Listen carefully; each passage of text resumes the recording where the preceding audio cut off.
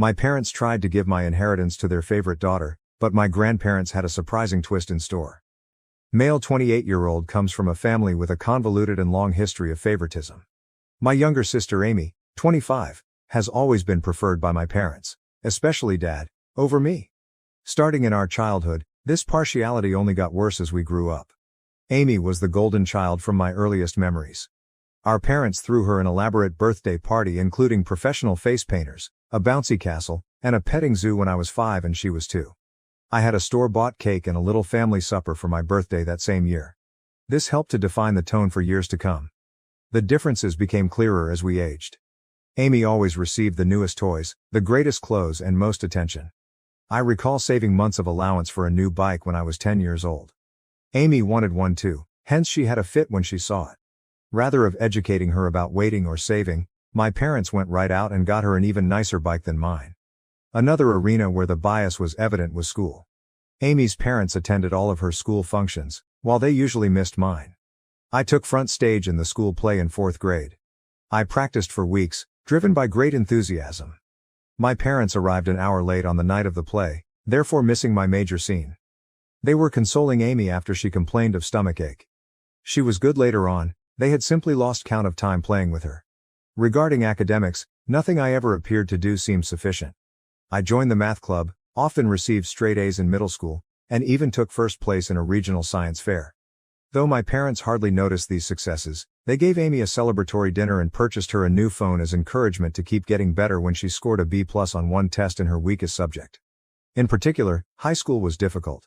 With an eye toward their approval, I put myself into whatever activity I could. Along with keeping a 4.0 GPA, I was editor of the school newspaper, debate team captain. Amy coasted through school, hardly keeping a C average, and spent much of her time hanging out with friends. I was chosen from our university as one of 2 junior year applicants to participate in a famous summer program at Harvard. It was such an honor, and I felt great. My dad grumbled and moved the topic to Amy's forthcoming dancing performance when I told the news over supper. At least my mother remarked, "That's nice," but she moved on fast. My parents couldn't bring me to the airport on the night Amy's concert fell on the same day I was leaving Harvard as they wanted to see Amy perform. I asked the parents of a friend for a ride. Another agonizing experience was the college application process. I worked months on improving my essays, engaged in extracurricular activities, and SAT preparation. Several elite colleges accepted me and I was given a sizable scholarship to my ideal college. When I told my parents about this at supper, their reaction was barely passable. "That's good, but don't let it run to your head. College isn't everything," my dad advised. "Just remember about us when you're off becoming a big shot," my mother said. On the other hand, my parents were quite understanding when Amy barely passed high school and chose not to attend college. They admired her for knowing herself and for defying social expectations. Something they never done for me, they even paid for her a car as a graduation gift. Emotionally, this persistent favoritism suffered me greatly. Over my teens and early 20s, I battled anxiety and despair. Beginning therapy in college, I came to realize that my parents' actions were not my fault. Years of effort were needed to develop my self-esteem and learn to validate myself rather than depending on my parents' approval. My immediate family did not help me, yet I still managed to lead a decent life. By the time I finished from college with honors, I had a decent job in finance, and even purchased my own house by 27 years old. Though my parents aren't, I'm glad of what I've accomplished. Here then, is where the current drama begins. On Dad's side, my grandfather died not too long ago. He left a sizable estate and was a successful businessman who started from nothing. In his will, he split his possessions equally among his grandchildren, including me, Amy, and our cousins, as well as his children, Dad and his siblings. My portion of the bequest was significant, roughly $500,000. It would have let me invest in my future, pay off my education loans, and perhaps even launch my own company someday. This unanticipated windfall and the chances it could present made me happy. When the will was read though, my parents clearly became agitated. Later, they drew me aside and said they felt it was unjust I received an equal portion. Amy, who lives in our parents' basement and works part-time at a coffee shop, said she needed the money more since she was suffering. Though stunned, I attempted to keep cool. I clarified that Grandpa made this decision. They had no say on how he decided. They insisted I should act morally and give Amy my fair part. They became enraged when I turned down and began guilt-tripping me, calling me unappreciative and selfish. Every incident my dad could recall where they had helped me came under discussion. Though I worked part-time to help with finances, he emphasized paying for my medically necessary braces, buying me school supplies, the bare minimum, and allowing me reside at home during college.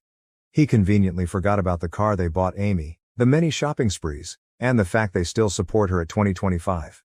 The matter got rapidly more serious. Acting as the will's executor, my dad chose to handle things himself. Along with her own inheritance, he declared he would be interpretation Grandpa's intentions and give Amy my whole part. He said Grandpa would have wished if he had known our unique situation. I was broken. This was not only obviously illegal but also a terrible reminder of how little my parents thought of me. Pointing that Grandpa had always treated all his grandchildren equally and that he was aware of our circumstances, I tried to reason with them. Then my mother accused me of speaking ill of the deceased by implying Grandpa would have preferred anything else than what my dad was advocating. I mentioned certain memories of Grandpa pushing my academic and career goals, but my parents brushed off these as misinterpretation. They said Grandpa wanted to make sure Amy was taken care of and had privately voiced worry about her future. They had no response when I asked why he hadn't simply penned the will that way then. Amy, for her part, was awkward about the circumstances but did not voice criticism of our parents. She merely shrugged and said, "Mom and Dad know best." When I tried to chat to her alone, she obviously wasn't going to be much help. Feeling misled and wounded, I asked Grandpa's widow, my paternal grandma, for guidance. Hearing what was happening, she became enraged. She informed me that my parents had no authority to alter the will and that this was exactly not what Grandpa had planned. Grandma sent some material that clarifies the matter. Several years ago, apparently, my parents asked Grandpa to give everything to Amy in his will. Grandpa had steadfastly objected, saying he thought all of his grandchildren should be treated equally. He had even included a stipulation in his will declaring that anyone challenging the equitable distribution would lose their portion. Equipped with this knowledge, I challenged my parents. Grandma's disclosure of their earlier attempt to affect the will startled them. Saying they were only looking out Amy's future helped my dad try to defend it, but I could see the guilt on their faces. Grandmother acted right away. She got in touch with her will's other executors and attorney. She also got in touch with my dad's siblings, who shared her equally strong indignation at what he was attempting.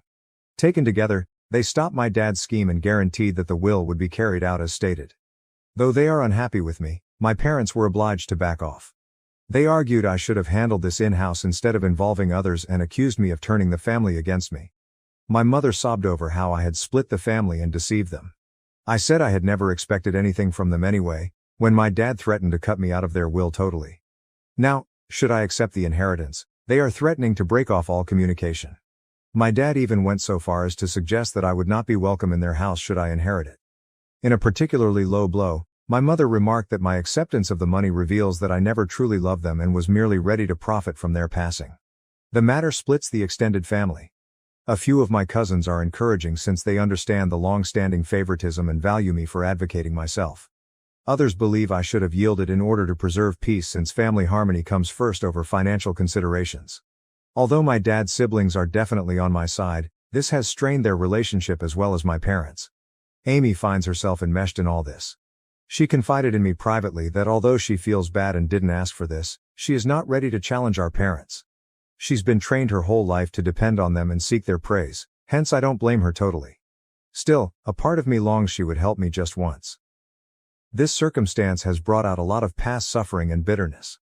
I find myself remembering all the times I was passed over or discounted in favor of Amy, the birthday celebrations I missed, the school functions my parents missed, the successes that went unreported.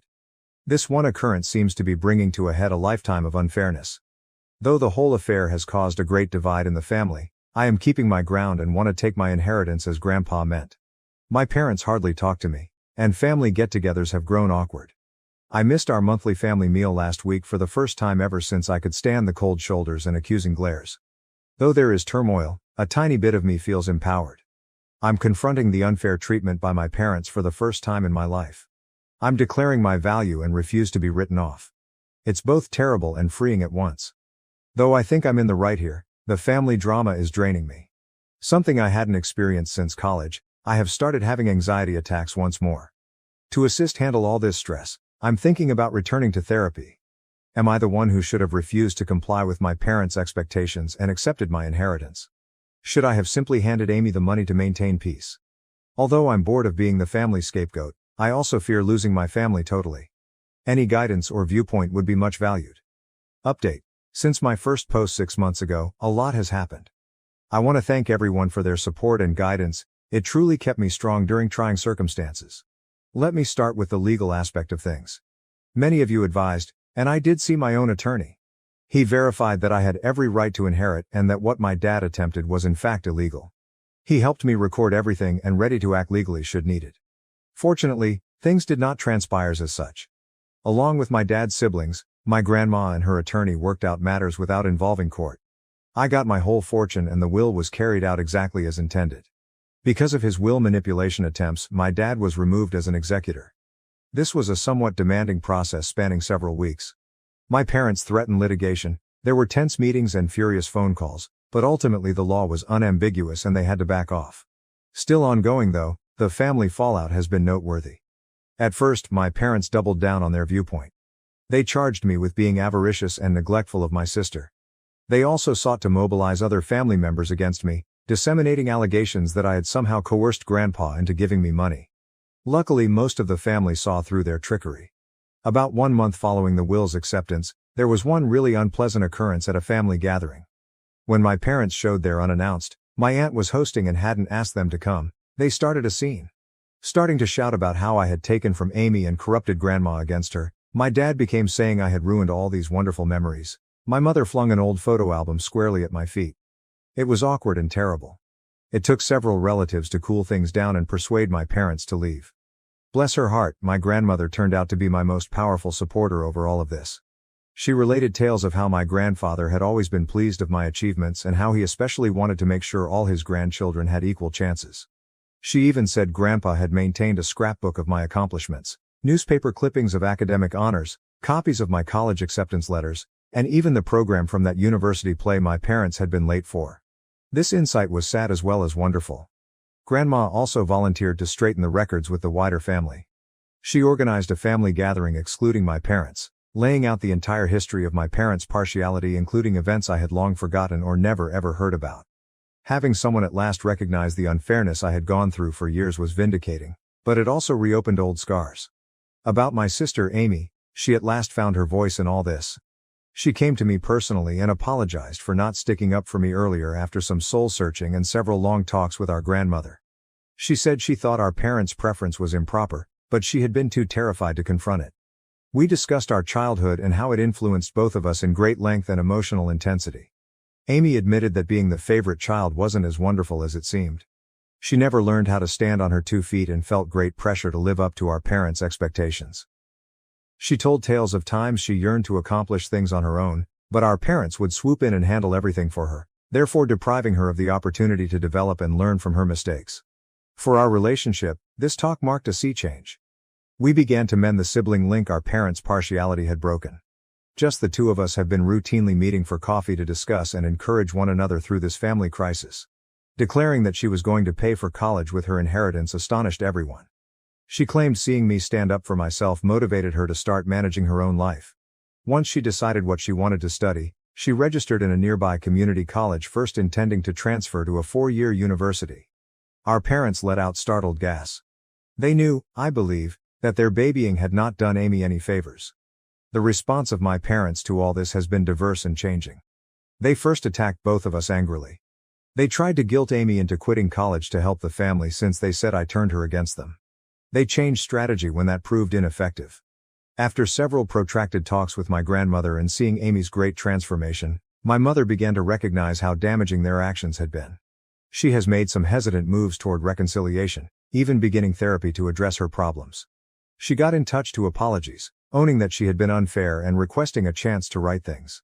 It's a slow process, and while I'm gently hopeful, I'm also keeping strong limits. Sadly, my dad has been less likely to own any mistakes. Still furious, he feels as though he is the victim in all this. He has been chilly toward Amy since she chose to go college and hardly speaks to me.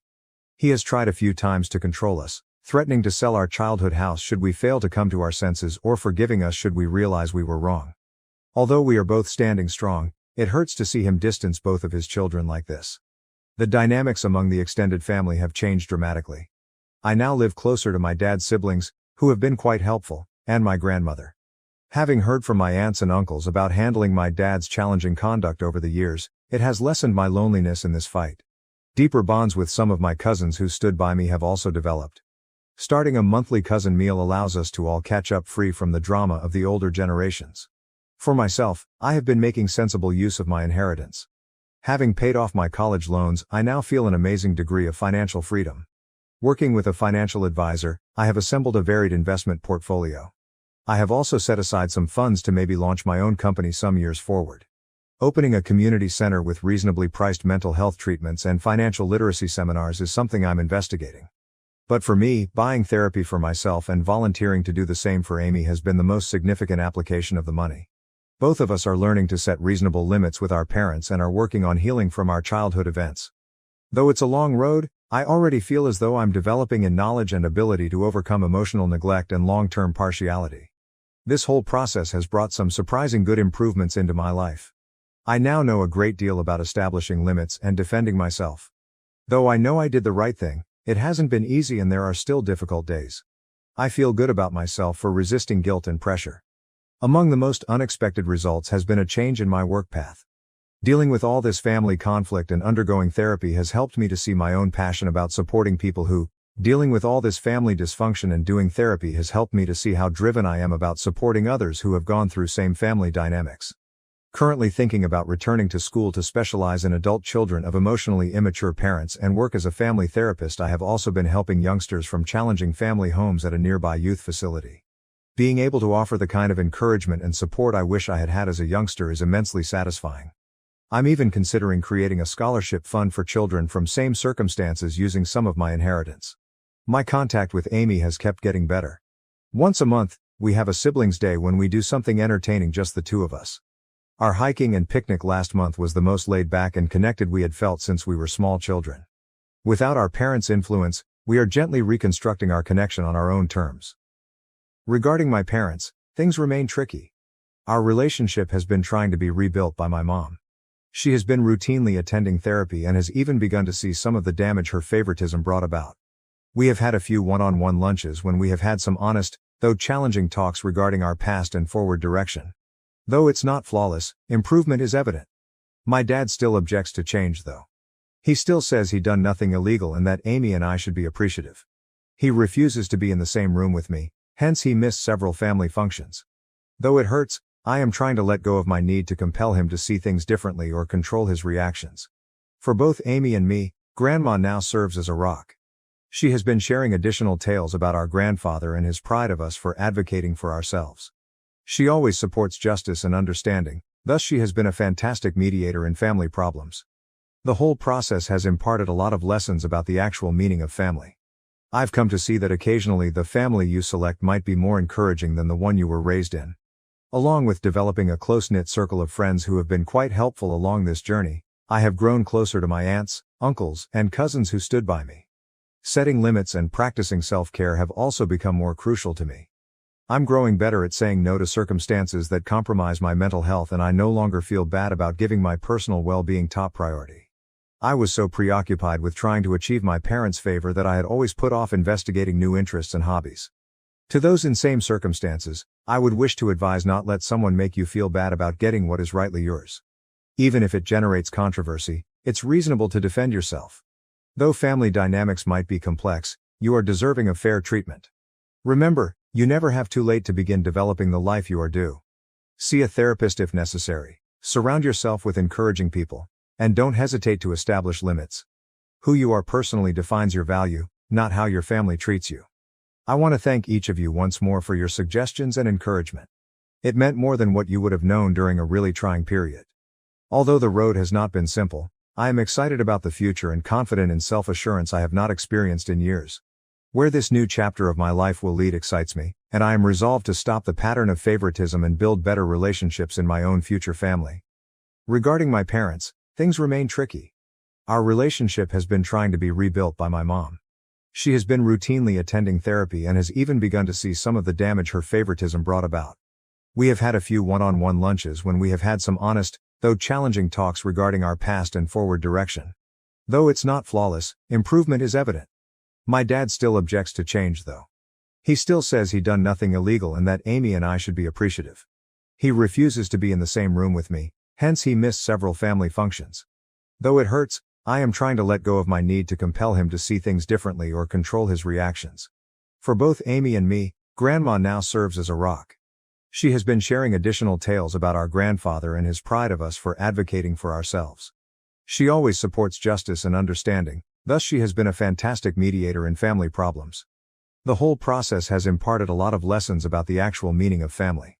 I've come to see that occasionally the family you select might be more encouraging than the one you were raised in. Along with developing a close-knit circle of friends who have been quite helpful along this journey, I have grown closer to my aunts, uncles, and cousins who stood by me. Setting limits and practicing self-care have also become more crucial to me. I'm growing better at saying no to circumstances that compromise my mental health, and I no longer feel bad about giving my personal well-being top priority.